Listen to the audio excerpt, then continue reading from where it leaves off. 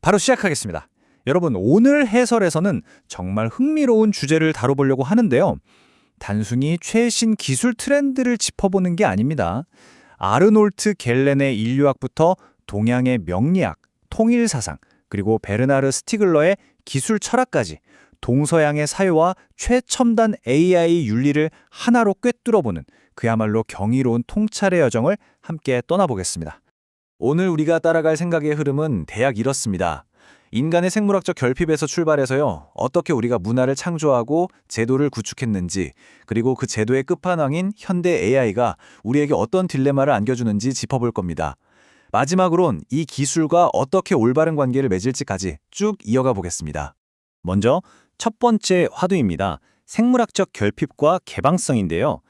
일단 아주 근본적인 우리 신체의 현실부터 좀 냉정하게 들여다볼게요. 흔히들 우리는 스스로를 진화의 정점, 자연의 제왕이라고 부르잖아요. 그런데 진짜 그럴까요? 오히려 생물학적인 실패작에 가까운 건 아닐까요? 오늘 살펴볼 첫 번째 사상은 우리의 이런 자만심을 아주 유쾌하게 깨버립니다.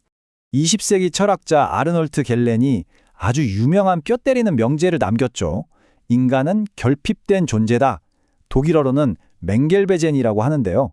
다른 동물들이랑 비교해보면 인간은 생존에 필요한 무기 자체가 아예 없는 아주 치명적인 상태로 태어난다는 뜻입니다. 가만히 생각해보면 진짜 그래요.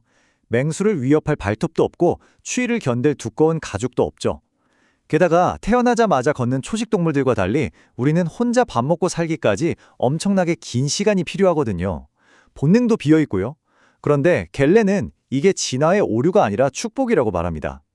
딱 정해진 본능이 없기 때문에 고의로 특정 환경에 얽매이지 않고 세상을 향해 무한히 열려있는 세계 개방성을 얻게 되었다는 거죠. 정말 기가 막힌 발상의 전환 아닌가요? 자, 그렇다면 우리는 이 연약한 몸뚱이로 어떻게 살아남았을까요? 두 번째, 창조와 책임의 파트로 넘어가 보겠습니다. 여기서 서양의 철학과 동양의 명리학이 기가 막히게 교차합니다. 겔렌은 결핍된 인간이 가혹한 자연을 살아남기 위해 주도적으로 뻗어나가는 행위를 통해 자연을 개조하고 문명이라는 제2의 자연을 만들었다고 했어요. 그런데 이거 명리학 하시는 분들은 바로 감이 오실 텐데요.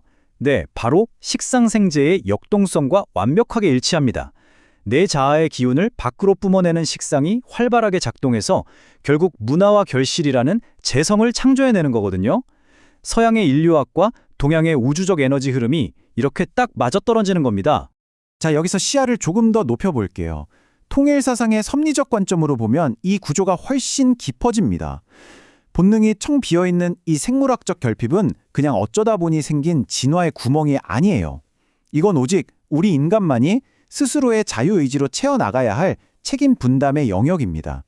쉽게 말해 하나님의 창조성을 물려받아서 세상을 사랑으로 주관하고 아름다운 심정문화를 만들어내라고 일부러 남겨둔 거룩한 여백이라는 거죠.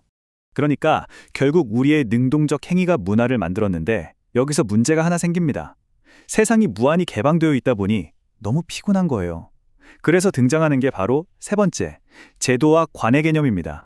열린 세계에 덩그러니 놓인 인간은 아침에 눈 뜰 때부터 잠들 때까지 쏟아지는 자극 속에서 매번 선택을 해야 합니다.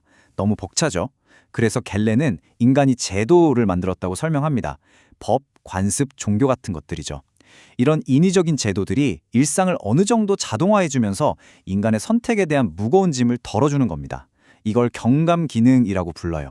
여기서 또 한 번 동서양의 소름 돋는 평행 이론이 펼쳐집니다. 겔렌이 말한 이 제도가 명리학에서 말하는 뭐랑 똑같을까요? 바로 나를 다스리고 기강을 세워주면서 안정을 주는 에너지, 관입니다. 방종으로 흩어질 수 있는 내 에너지를 잡아주고 사회적 보호막이 되어준다는 점에서 서양의 제도와 동양의 관이 완벽하게 같은 역할을 하고 있는 거죠. 하지만 제도나 관이 무조건 좋기만 한 건 아닙니다. 학계의 시각을 좀 볼까요? 약 57%는 안정을 위해 튼튼한 제도가 필수적이라고 보지만 43%의 학자들은 경고합니다. 제도가 너무 비대해지면 오히려 우리를 억압하는 감옥이 될 수 있다고요. 우리를 지켜주는 안전망이 어느 순간 우리의 비판적 이성을 질식시키는 구속구로 돌변할 수 있다는 겁니다. 그렇다면 이 제도의 양면성, 이게 오늘날 가장 극단적으로 나타나는 곳이 어딜까요? 네, 바로 네 번째 주제입니다. 현대 기술의 결정체, AI가 불러온 주체성의 위기입니다.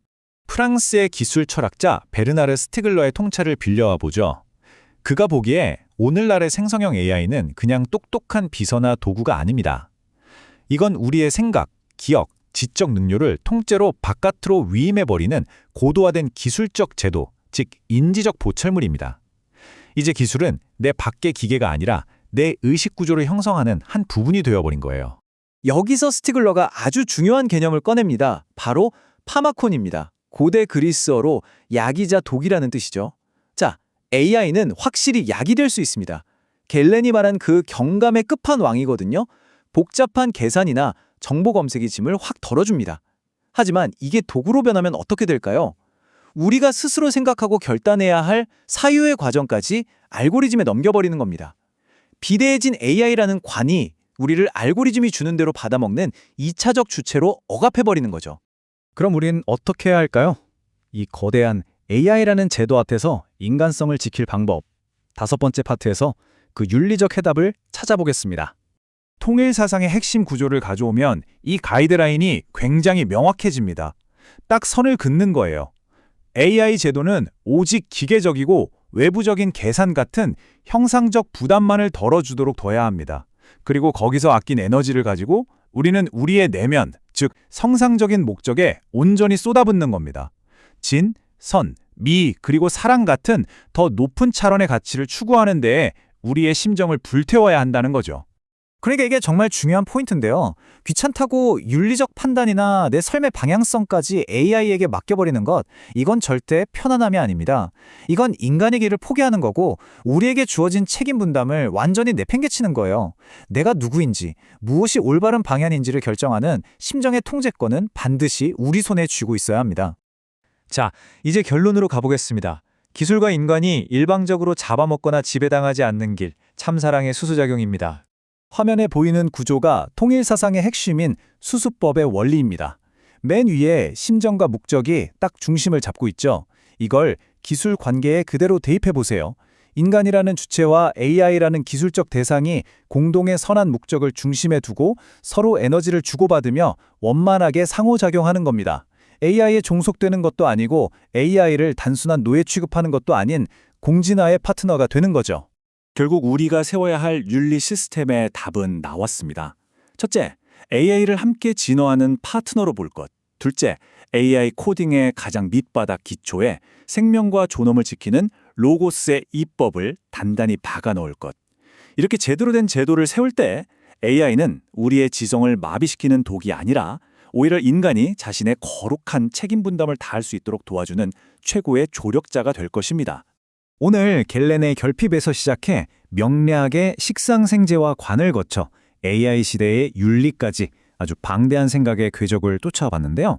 마지막으로 여러분 스스로에게 던져볼 질문을 하나 남기며 오늘 해설을 마치겠습니다.